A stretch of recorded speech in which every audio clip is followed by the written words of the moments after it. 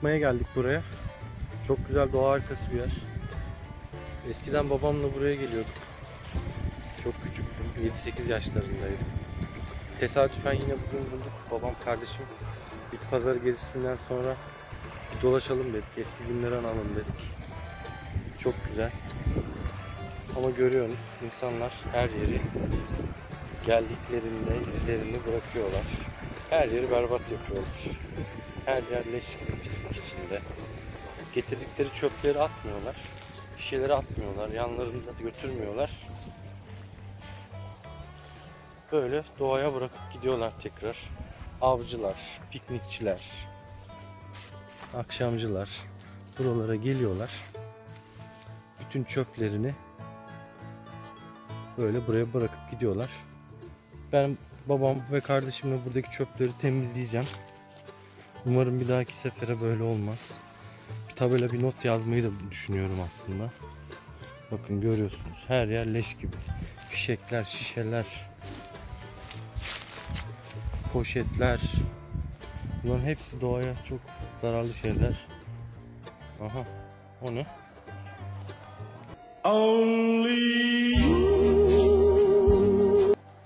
Sanırım avcının birisi cep telefonunu düşürmüş burada.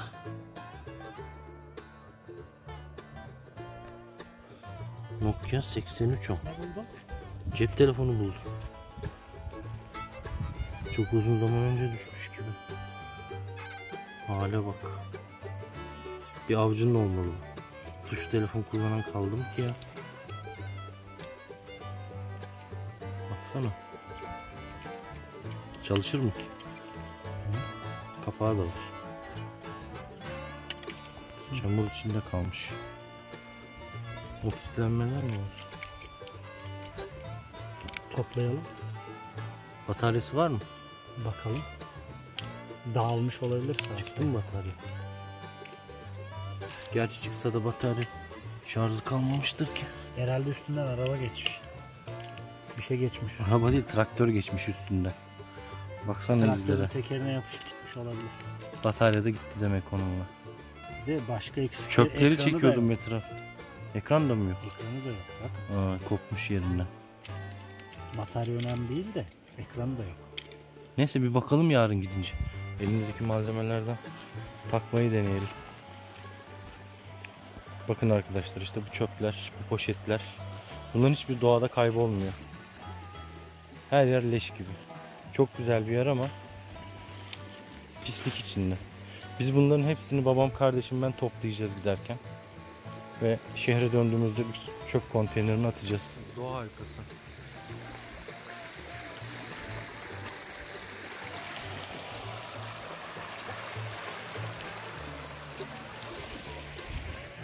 Efendim? Başka malzemesi yok. Başka malzeme yok mu?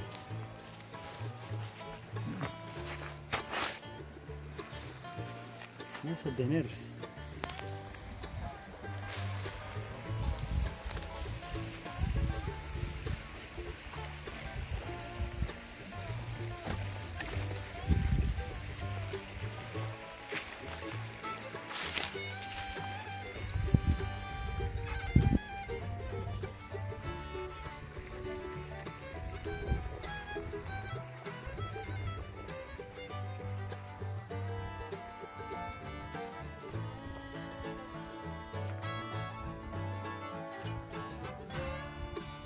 Buradaki tüm çöpleri toplamaya çalışacağız.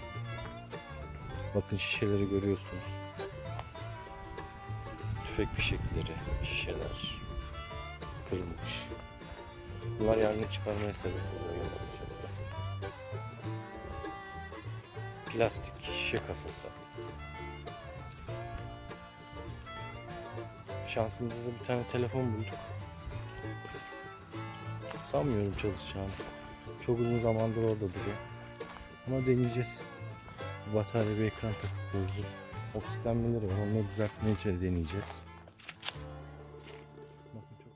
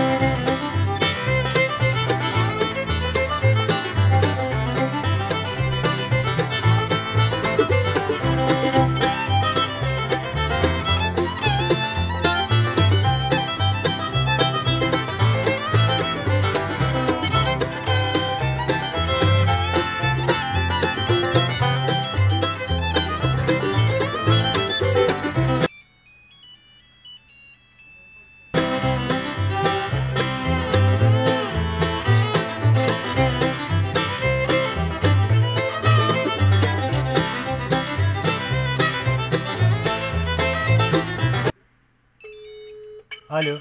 Ses. Alo. Alo. Ses.